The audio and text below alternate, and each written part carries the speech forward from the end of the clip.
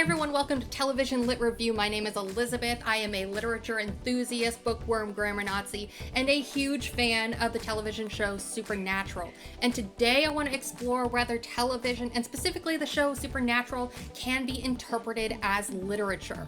Let's go ahead and check it out. The word literature comes from the Latin word litera, meaning a letter of the alphabet, but it was also used to refer to a singular piece of writing, much the same way we might say, I'm writing a letter to my mother. The plural form, literae, was used to refer to a collection of writings, or what we would call a book. So the word literature actually refers to anything that is written down, up to and including your phone bill or your grocery list. However, when we say literature, colloquially, we tend to mean something along the lines of writings of significance. The 11th edition of Merriam-Webster's Collegiate Dictionary, for example, defines literature as writings having excellence of form or expression and expressing ideas of permanent or universal interest. This implies that the work must be widely accepted as significant in its society. Now, does that mean that everybody has read it or that everybody likes it? No, of course not. I personally have never read Wuthering Heights by Emily Bronte, and I'm probably not going to. But I have read The Awakening by Kate Chopin, and you could not pay me to read it again. And yet both of these works are considered to be great literature because enough people have read them and enough people have gotten something from them that they have been kind of cemented into the academic realm of classic literature. However, if you look at literature only as books, we're kind of missing an entire section of literature. Not all literature was originally written down or even intended to be read. We have cave paintings going back millennia that depict stories that were told orally, and this was long before writing was ever a thing. We have huge volumes of oral literature which was only transcribed hundreds of years or maybe even 1,000 years after it was originally told. These would be things like the Epic of Gilgamesh or the Odyssey or the Iliad or the Book of Job or even the Book of Genesis. And then there's an entire section of plays which were not ever intended to be read except by the players who were acting them. If you think about it, Shakespeare's plays were only ever intended to be watched on a stage, and this was during a period of time when the vast majority of citizens couldn't read anyway. And then we have the entire realm of movies, which are and have been interpreted using the tools of literary analysis pretty much since their inception. All of these are forms of literature, which can be linked together by one common denominator, and that is they tell a good story. Another piece to this puzzle is the realization that not all books are considered to be good literature. Though some books are considered to have literary significance, there are even more books that have no significance at all. In her 2017 article about considering television as literature, Shelby Ostergaard wrote, "Epic poems like the Odyssey or novels like To Kill a Mockingbird are considered literature because they have deeper meanings that go beyond the story. Both stories are meant to do more than just amuse the reader. A pop novel, like a James Patterson book you can buy at the airport, would not traditionally be considered literature because it is not meant to do much more than entertain the reader."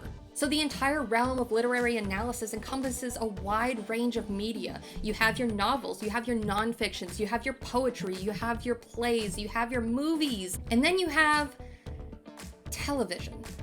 Television seems to get a really bad rap in literary circles. Fred Allen said television is the triumph of machine over people. He also said television is a device that permits people who haven't anything to do to watch people who can't do anything. Adam Savage said, "There is no dignity in television." Lee Lovinger said, "Television is simply automated daydreaming." Frank Lloyd Wright said, "Television is chewing gum for the eyes." Lawrence J. Peter said, "Television has changed the American child from an irresistible force to an immovable object." Bruno Bettelheim said, "Television captures the mind but does not liberate it. A good book at once stimulates and frees the mind." And Andrew Ross said, "The smallest bookstore still contains more ideas of worth than have been presented in the entire history of television." Do they have a point? In many cases, yes. The vast majority of television shows are meant purely for entertainment purposes and hold very little in the way of deeper meaning. This is, in fact, a continuation of the original purpose of fictional television, and even some non-fictional television. It wasn't intended to tell complex stories, nor was it capable of doing so. However, the technological advances of the late 20th century changed everything. In the same 2017 article, Shelby Ostergaard says, technological developments in the late 1990s led to 3 drastic changes in television. First, TV shows started to look better and showcase more interesting camera work. Second, the growth of more available channels led to an increase in the number of shows being produced. And third, technology allowed users to record, pause, and rewind the shows they were watching. Together, these 3 changes ushered in the golden era of television, allowing TV shows to tell more complex stories. In light of these changes, I think that there's an argument that can be made in favor of certain TV shows. Just as certain works of literature rise to the top in a sea of poor or mediocre writing, so too can there be TV shows which offer the viewer a more complex story with deeper and more significant meaning.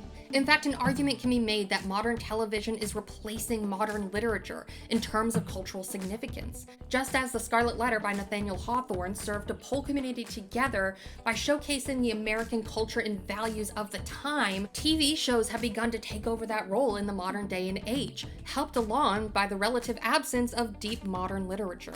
The criteria for good literary fiction can be applied to both written and performed literature. According to a masterclass article regarding the definition and characteristics of good literary fiction as opposed to genre fiction, literary fiction has these 5 characteristics. Number 1, character-focused narrative.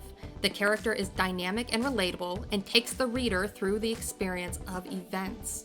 Number 2, symbolism, metaphor, and allegory that speak to the subconscious understanding of the events occurring. Number 3, advanced vocabulary and imagery. This goes back to Merriam-Webster's definition regarding the excellence in expression through prose and form. Number 4, exploration of larger philosophical themes regarding the human condition and the will of nature.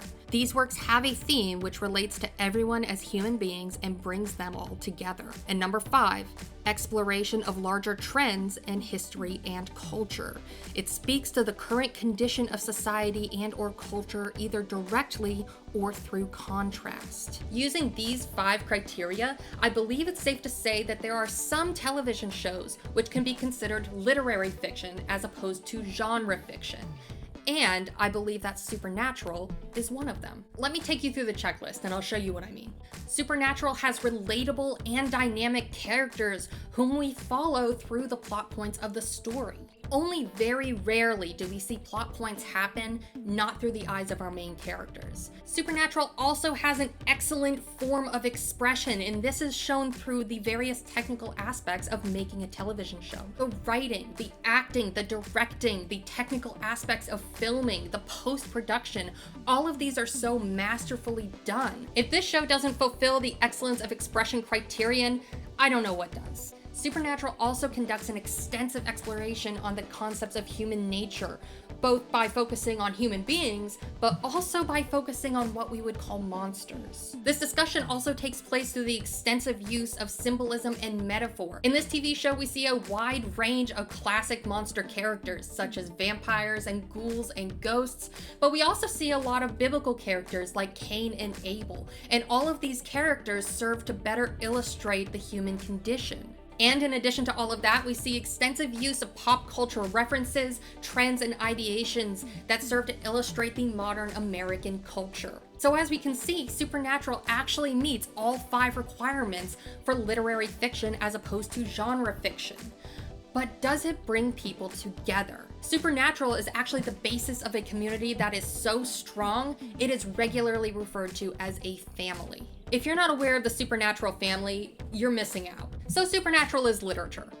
What are we supposed to do with that?